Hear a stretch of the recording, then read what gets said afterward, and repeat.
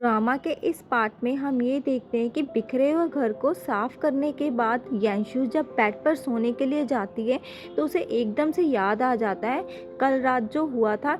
मतलब उसको बुखार हो गया था तो एजी ने उसकी कैसे केयर करी थी और कैसे उसको जिंजर का सूप बनाकर पिलाया था, वो भी अपने हाथों से। और जैसे ही एजी जाने वाला होता है तो यांशु उसका हाथ पकड़ लेती है। ये सब याद करने के बाद यांशु को झटका लगता है और यांशु ये सोचने लग जाती है कि ये हेल्प भी करता होगा लोगों की, मुझे तो नहीं लगता, क्या पता इसका नेचर ही हेल्पिंग हो। फिर कहती है कि नहीं, ये इम्पॉसिबल है, ऐसा नहीं हो सकता। ऐसा करने के बाद वो सो जाती है। अगली सुबह जब एजी ऑफिस जाने के लिए नीचे आता है तो वो देखता है कि यन ने बहुत सारा ब्रेकफास्ट बनाया हुआ था। यन उसे बोल दी कि मुझे नहीं पता था तुम क्या खाते हो, तो मैंने थोड़ा थोड़ा सा सारा कुछ बना दिया। एजी कहता है कि मुझे तो भूख नहीं है। येन बोलती है कि तुम थोड़ा तो ट्राई कर ही सकते हो, और बोलो क्या पियोगे, कॉफ़ी, टी या कोका कोला। एजी बिना रिस्पॉन्स करे जाने लगता है तो यांशु उसे रोक लेती है और कहती है कि अभी तो टाइम भी नहीं हुआ, पहले ब्रेकफास्ट कर लो, थोड़ा रिलैक्स कर लो, फिर हम दोनों इकट्ठे चलते हैं। एजी उसे बोलता है कि इतनी हिम्मत है तुम में, इतना बोलने के बाद तुम ड्राइव कर सको।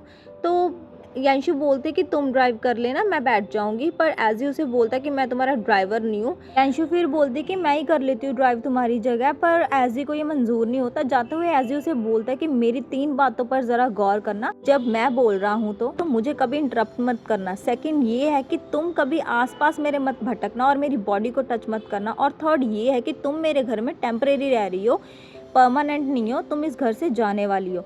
और ये भी ध्यान रखना कि ये बात ऑफिस में ना जाए कि तुम मेरे घर पर रह रही हो। मैं किसी तरह के र्यूमर्स नहीं चाहता हम दोनों के रिलेशनशिप के बारे में, और हमारा बॉस और एम्प्लॉय के अलावा और कोई भी रिलेशनशिप नहीं है। जाते हुए एजी उसे ये बोलता है कि मुझे फूड वेस्ट करने वाले लोग बिल्कुल भी पसंद नहीं है, इसीलिए फूड सारा खा लेना, वेस्ट मत करना। अगर फूड वेस्ट हुआ तो मैं इस सारे फूड के पैसे तुम्हारी सैलरी में से काट लूँगा।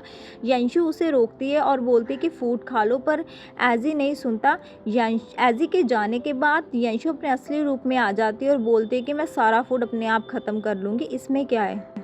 ड्रामा में एक नए कैरेक्टर की एंट्री होती है जो कि शैंगोंग कॉर्पोरेशन का बायोलॉजिकल बेटा है, और इसको कोई इंटरेस्ट नहीं होता ऑफिस आने में, बस कभी कभार आ जाता है। आज ये टाइम पर आया है। यांशु का दिमाग इतना चलता है कि वो सारा खाना ऑफिस में ले आती है और एम्प्लॉयज़ के बीच में बांट देती है। तभी वहाँ पर जू आ जाती है और कहती है कि हैन कॉर्पोरेशन लग रही है, शैंगोंग कॉर्पोरेशन तो लग ही नहीं रही है।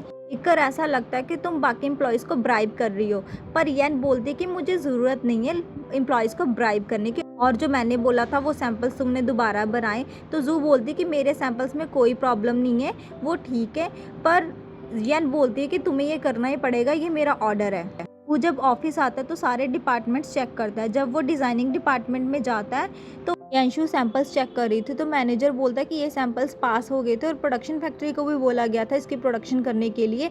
तो जू बोलते हैं कि यन को थोड़ी सी प्रॉब्लम थी सैंपल से।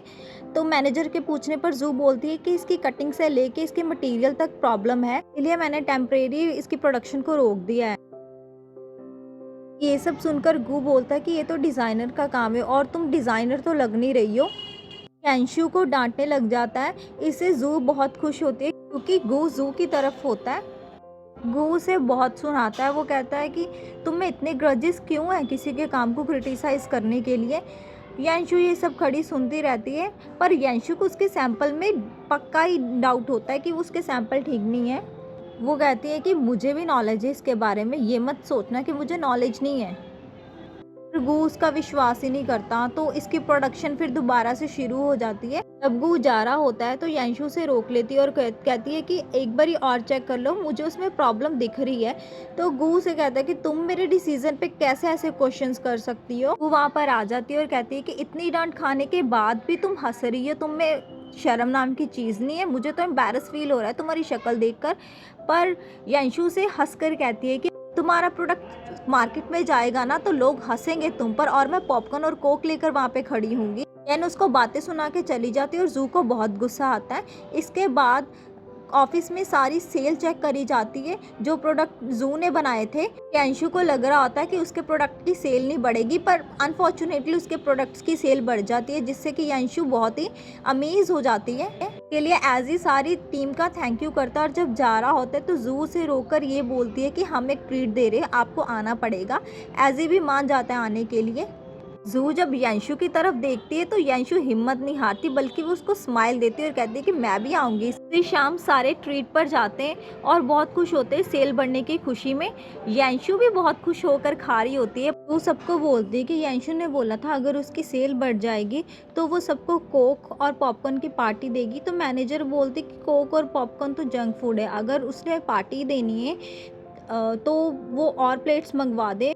अंशु का फिर चालाक दिमाग काम करना शुरू कर देता है। वो ये बोलती है कि हमारे बॉस के होते हुए बिल एम्प्लॉयज़ क्यों पे करेंगे, जब एज ही यहाँ पर है तो एज ही बिल पे कर देगा, क्योंकि इससे बॉस की इंसल्ट होगी ना अगर एम्प्लॉयज़ बिल पे करेंगे तो। एज ही भी आगे से बड़ा चालाक होता है। वो ये कहता है कि मुझे कोई प्रॉब्लम नहीं अगर तुम बिल पे करोगी तो। अंशु का मुंह देखने वाला होता है, तब एज ही उसको और तंग करने के लिए और भी ऑर्डर दे देता है अपनी तरफ से। तब इतने ज़्यादा ऑर्डर से यांशु के तन बदन में आग लग जाती है। यांशु के तो खाना ही हजम होना बंद कर हो जाता है और वो खाना ही नहीं खाती, बस ऐसे ही कोई देखती रहती जैसे वो उसको कच्चा ही चबा जाएगी। सबके सामने बस झूठी स्माइल करती रहती है और टेंशन में भी आ जाती है। तभी वहाँ पे वेट्रेस आ जाती है और वो आकर के बिल पे करने के लिए बोलती है, तो सभी इशारा यांशु पर कर देते हैं। जब वो बिल चेक करती है तो 2888 युआन हुए होते हैं, मतलब इतना सारा बिल दे के यांशु के तो पैरों से ज़मीन खिसक जाती है। फिर वो धीरे धीरे से पत्थर दिल करके पैसे वेट्रेस को देने लगती है, पर वो छोड़ती नहीं पैसों को, तो वेट्रेस उससे पैसे छीन लेती है। यांशु का तो दिमाग खराब ही हो रहा था। वो ये सोच रही थी कि बेटा तू घर चल, मैं तुम्हें बताती हूँ। वगैरह ख़त्म होने के बाद सारे एम्प्लॉयज़ और एम्प्लॉयर बाहर आते हैं और यांशु को थैंक यू बोलते। यांशु बोलते कि इसकी ज़रूरत नहीं है। मैनेजर उसे उसके घर के बारे में पूछता है और बोलता है कि मैं तुम्हें वहाँ पे छोड़ दूंगा, पर यांशु बोलने वाली होती है कि वो एजी के घर में रहती है, पर वो अपना मुंह बंद कर लेती है और बोलती है कि मैं बस यहीं पास में ही रहती हूँ, मैं चली जाऊँगी। लोगों के जाने के बाद यांशु एजी के पीछे पीछे जाती है और एजी को बोलती है कि सब चले गए तो वो मुझे अपने साथ घर पर ले जाए, पर एजी के दिमाग में तो पैसों की बात चल रही होती है। तो वो उसको पास बुलाकर बोलता है कि तुम्हारे पास पैसे कहाँ से आए। तो यांशु बोलती है कि चलते चलते बात कर लेंगे ना गाड़ी में। फिर एजी उसको वहीं छोड़कर चला जाता है घर। इतनी रात को वो बेचारा यांशु को अकेले यहाँ पर छोड़ गया। यांशु बहुत गुस्से में होती है जब वो घर जाती है। ऐसा लग रहा होता है जैसे वो एजी को कच्चा चबा जाएगी। यांशु एजी से कहती है कि मैंने इतने सारे पैसे खर्च कर दिए तुम लोगों पर और तुम मुझे फ्री राइड नहीं दे सकते थे। एजी उसे बोलता है कि यही तो मैं पूछना चाहता हूँ, तुम्हारे पास पैसे कहाँ से आए। एन तो सोच में ही पड़ जाती है, तो एजी उसे बोलता कि रुको। वो उसे मैगजीन देता और कहता कि इससे अपना मुँह ढक लो, मैं तुम्हारा मुँह नहीं देखना चाहता हूँ। तो यांशु खुश तो हो जाती है। तो एजी उसे पूछता है कि चलो आप बताओ तुम्हारे पास इतने पैसे कहाँ से आए। यांशु फिर बहाना लगा देती है। वो कहती है कि मैंने अपने फ्रेंड से उधार लिए, 3000 युआन ही तो थे, वो मैंने इसीलिए उधार लिए थे क्योंकि मुझे अपने मंथली एक्सपेंसेस करने थे। वो मैगजीन नीचे कर देते तो एजी उसे फिर से मैगजीन ऊपर करने के लिए बोलता है और यांशु को ये बोलता है कि अगर तुम्हारा फ्रेंड इतना ही रिलायबल है तुम उसके घर में क्यों नहीं रह लेती। तो जब यांशु ये सुनती है और उसे रोक लेती है, वो कहती है कि मेरा फ्रेंड इतना भी रिलायबल नहीं है, एक्चुअली वो कंजूस है। एजी नहीं मानता। वो कहता है कि अपने फ्रेंड को बोलो या तुम्हारे लिए होटल बुक कर दे या फिर उसको अपने घर में रख ले, कि अब वो उसके घर में नहीं रहेगी। यांशु तो बेचारी उदास हो जाती है। वो कहती है कि मेरा फ्रेंड नहीं मुझे रखने वाला, वो बहुत कंजूस टाइप का बंदा है। तो एजी से बोलता है कि तुम अपने फ्रेंड के पीठ पीछे इतनी बातें करती हो, और वहाँ से जाने लगता है। तो यांशु बोलते कि अगर मैं तुम्हें बता दूंगी तुम मुझे घर से तो नहीं जाने के लिए बोलोगे। यांशु बेचारी हिम्मत करके उसे बोलती कि वो पैसे तुम्हारे थे। फ्लैशबैक में हम ये देखते कि जब एजी चला जाता है तो उसके जाने के बाद यांशु बहुत सी गंदी गंदी गालियाँ देती है उसे, और एकदम से उसका ध्यान उस तिजोरी में जाता है जिसमें एजी पैसे रखता है। फिर उसका दिमाग और चलने लग जाता है।